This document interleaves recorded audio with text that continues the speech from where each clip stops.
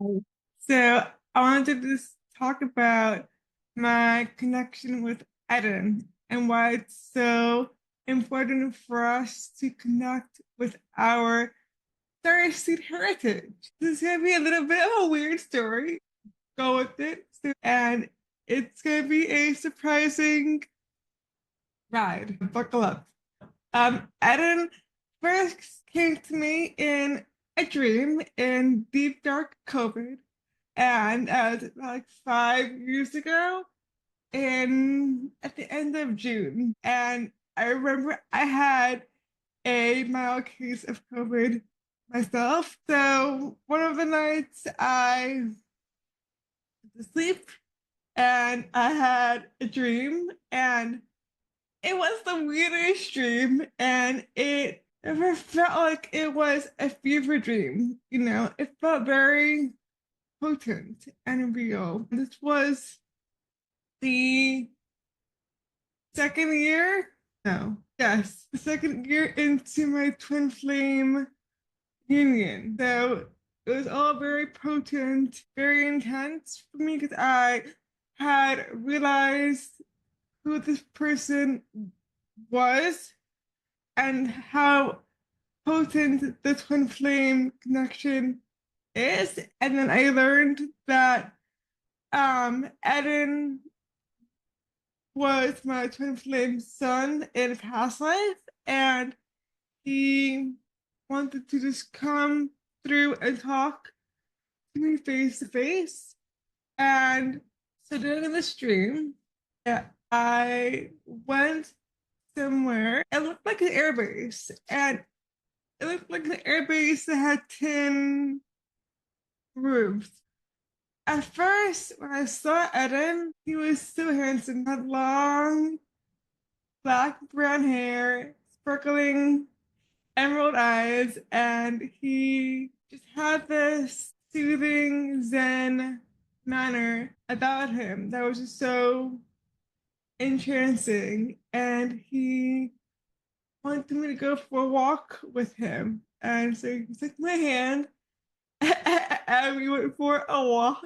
And it was just so beautiful that I felt like the pulsing of energy between the two of us, and the deep bond between mother and son. And of course, I don't know how that feels like. I wasn't in a relationship physically, but it felt like I had given birth to Eden in some way, shape, or form in the astral realm, different dimension. He was my son. And that's really weird to talk about, but that's my absolute truth. So he came through to me that evening just to grace me with his presence and just to talk to me and bring me somewhere. And I don't know where he took me, but it was somewhere. He took me home, and I don't know where home was for me back then, but maybe it was our home that we had built together with my husband. I don't know, husband of the time. I don't know who he was. Maybe it was a twin flame. I don't know. I don't have the information offhand. Because the thing is, we give birth to ideas, we give birth to energy all the time. We are constantly in this rebirth, death, rebirth cycle, just living our lives. It doesn't matter if we are female or male. That's just the way that it is. And we go through times of expansion and contraction. And when we're in this like period of contraction, doesn't mean that you are depleted or depressed. To counteract that, we need to be creative and spark our truth and spark our creativity by doing creative activities like songwriting or painting. Those are my two go-tos. But again, like, the bond that I have with Eden is so potent because I didn't realize until later on that he was my astral guide and that he wanted to talk to me face to face. Think that every person has a astral guide. They do.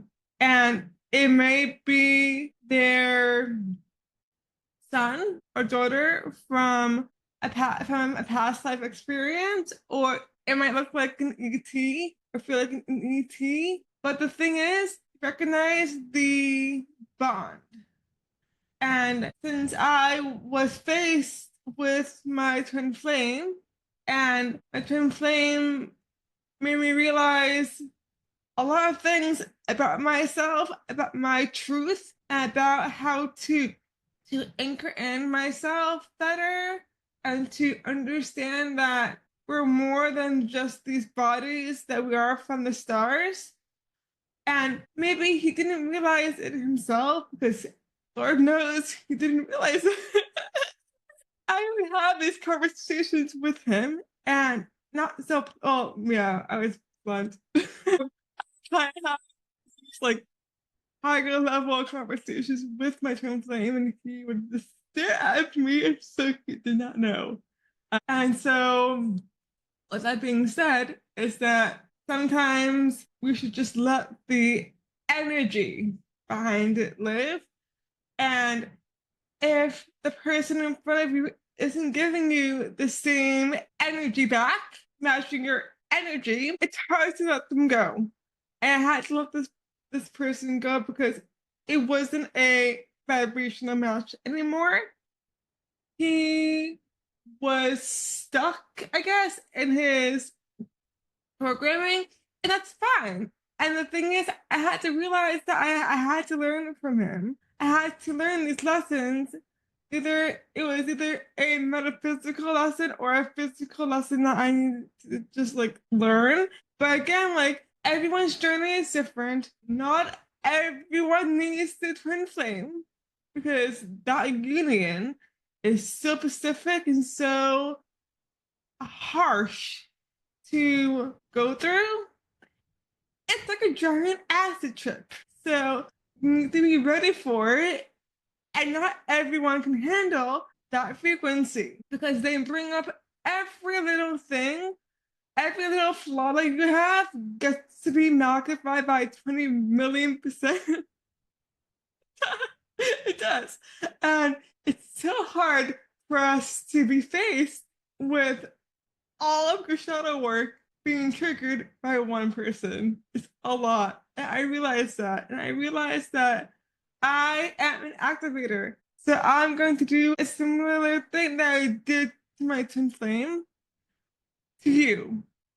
Maybe. So just note that I'm doing this out of love and that I really want you to understand that it's really important for us as a collective to understand that we are all frequencies and that we need to all try to find our vibrational matches with the people whom we spend our time with. And we might be starting and ending friendships, or starting and ending relationships, or starting and ending jobs. But again, it is a little bit painful, and you might feel like you're alone, but you're not alone. You have me. And you have people who are like-minded in my 9-week Sacred Cosmic Womb program that will love to talk to you about the growing pains of being a starseed, because there are growing pains. The thing is, once we realize that we have this magic in us, that we want to just explode it out and just share it with everyone. It's fabulous, but again, it's a very niche thing. And I realized that, but the thing is, I am a reflector. So if I'm reflecting the cosmic energy back at you, that means that we are connected to the cosmos in more ways than one. Yeah. So buckle up. It's going to be a fun ride if you choose to come with me on my 9-week journey with um my 9 higher selves and ET friends, and it's going to be a blast. And I sincerely hope that you come along with us and you meet yourself each time that you do this program. You meet yourself at a deeper level each time that you do it.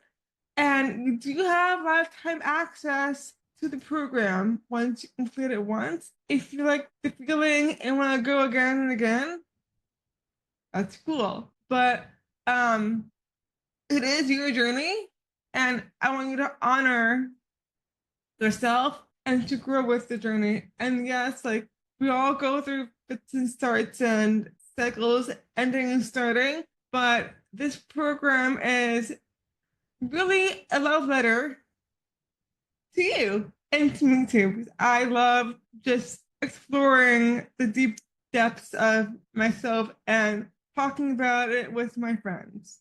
And I hope that you come along and you join us. Thank you, namaste, and have a fantastic day. Thank you again. Bye.